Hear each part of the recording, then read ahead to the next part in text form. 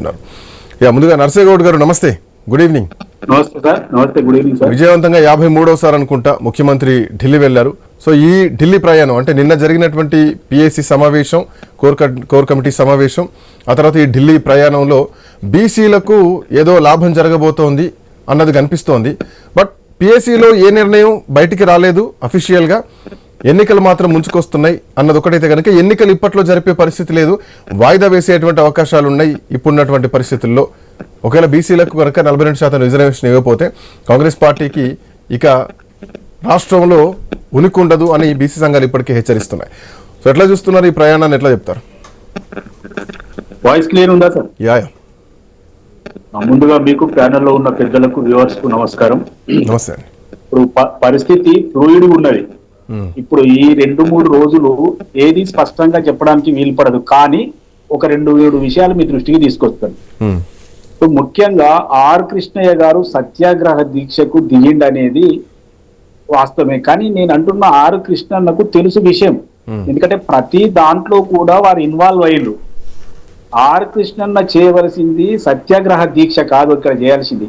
Are కృష్ణన్న Bharatiya Janata party Rajya Sabha సభ్యుడు కాబట్టి మోడీ దగ్గర కూర్చొని వాళ్ళు పంపించింది క్లియర్ చేయండి మహాప్రభు, మా బీసీలకు 42% క్లియర్ చేయమని అడగాలి తప్పితే ఇలాంటి పక్కతోవ పట్టించే ఎంత పెద్ద మనిషి అయినా సరే అండి, ఎంత తెలివితేటలు ఉన్నా సరే ఇట్లా పక్కతోవ పట్టించి ఒక కాంగ్రెస్ పార్టీని బదనాం చేసే ప్రయత్నం ఎవరు కూడా చేయొద్దని నేను 2 చేతులు ఎత్తి దండం పెడుతున్నాను.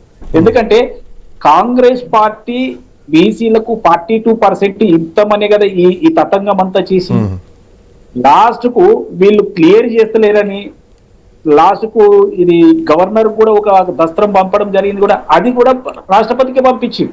నేను భారతీయ జనతా పార్టీ రాష్ట్రంలోని శాసనసభలో ఎప్పుడైతే ఏకగ్రీవానికి మద్దతు ఇచ్చిందో వీరికి బాధ్యత లేదా అని అంటున్నా. వీరు ఎందుకు మోడీ దగ్గర మాట్లాడి క్లియర్ చేయరు? అది చెయ్యకపోగా మళ్ళీ ముస్లిం అని 10% అని ఈ ముచ్చట చెప్పడానికి, ఈ ముచ్చట ఎప్పుడు చెప్పాలి? వాళ్ళు అసెంబ్లీలో మద్దతు ఇవ్వమని అడిగినప్పుడు వాళ్ళు మేము ఇయ్యమయా మరి 10% ఇది ఉందని చెప్తే కూడా దానికి లెక్క ఉంటుంది, అప్పుడేమో మద్దతు ఇస్తారు. ఇప్పుడు అక్కడ చేయించలేక ముఖం చాటేసుకోవడానికి కొరకు కేవలం ఇక్కడ భారతీయ జనతా పార్టీ బీఆర్ఎస్ కలిసి కాంగ్రెస్ బదనాం చేసే పరిస్థితి, వారి ట్రాప్ లో బీసీ సంఘాలు కూడా పడవద్దని నేను చెప్తా ఉన్నా. ఆర్ కృష్ణన్న గారు ఈ రోజు చేసిన దాని పర్యవసానం ఏందో ఆయనే చెప్పాలి. ఇలా సత్యాగ్రహ దీక్ష అంటే ఎవరి మీద చేయాలి? మోడీ మీద చేయాలి. ఇలా రాష్ట్ర ప్రభుత్వం మీరు చెప్పినట్లల్లా అందరి అభిప్రాయాలు తీసుకొని బీసీలకు రిజర్వేషన్ ఇస్తారనే కదా బిల్లులు పాస్ చేసి పంపించింది. మోడీ గారే కదా అక్కడ క్లియర్ చేయవలసింది. మీరు రాజ్యసభ మెంబరే కదా. ఇలా భారతీయ జనతా పార్టీకి ఇద్దరు కేబినెట్ లో ఒకరు, బయట సహాయ మంత్రిగా ఒకరు ఉన్నారు. కిషన్ రెడ్డి గారు కానీ లేకపోతే బండి సంజయ్ గారు కానీ కృష్ణన్న కానీ బీసీ సంఘాల జాతీయ నాయకుడు కాబట్టి వీరు కూర్చొని క్లియర్ చేయకపోగా ఇక్కడ ఎవరి మీద ఈ తతంగం ఈ బదనాం వేద్దామన్న ఆలోచనలో చూస్తున్నట్టేనే మనకు అర్థమైపోతుంది కదా. కాబట్టి నేను ఒకటే అంటున్నా, కృష్ణన్న గారు మీరు ఎక్కడున్నా వినండి, కాంగ్రెస్ పార్టీని బదనాం చేయడం కాదు, మీరు సత్యాగ్రహ దీక్ష మోడీ ఇంటి ముందట చేయాలి. మీరు కానీ బండి సంజయ్ గారు కానీ కిషన్ రెడ్డి గారు కానీ చేస్తే ఖచ్చితంగా 100% వస్తుంది. ఇంకొక కీలకమైన విషయం ఏంటంటే ఈ స్థానిక సంస్థల ఎన్నికలలో రాజకీయ సమీకరణాలు మారబోతా ఉన్నాయి. ఫస్ట్ స్థానంలో స్వీప్ చేసుకుంటూ పోయేదేమో కాంగ్రెస్ పార్టీ అయితే, 2వ స్థానం కొరకు మాత్రమే భారతీయ జనతా పార్టీ బీఆర్ఎస్ కొట్లాడుకోవాలి. నా అంచనా ప్రకారం బీఆర్ఎస్ కు ఇదే రాజకీయ సమాధి కాకపోతుందని నేను వ్యక్తిగతంగా అనుకుంటా ఉన్నా. ఎందుకంటే భారతీయ జనతా పార్టీ తోటి అంటగా అయినా ఏ పార్టీ కూడా నూకలు లేవు, వాళ్ళు బతికి బట్టగట్టలే. ఇప్పుడు ఈ కేసులను చూపించి, సిబిఐ చూపించి, ఈడీని చూపించి, అన్ని చూపించి ఈసారి కూడా ఎంపీలకు ఎట్లయితే గుండుసున తెచ్చుకొని ఇప్పుడు కూడా మీరు సపరేట్ కూర్చోండి అని చెప్పే అవకాశం ఉంది. అదే విధంగా కేసీఆర్ కానీ మిగతా రాష్ట్ర స్థాయి నాయకులు కూడా సందిగ్ధంలో ఉన్నారు. వీళ్ళు చెప్పిన మాట కేడర్ తీసుకునే అవకాశం లేదు.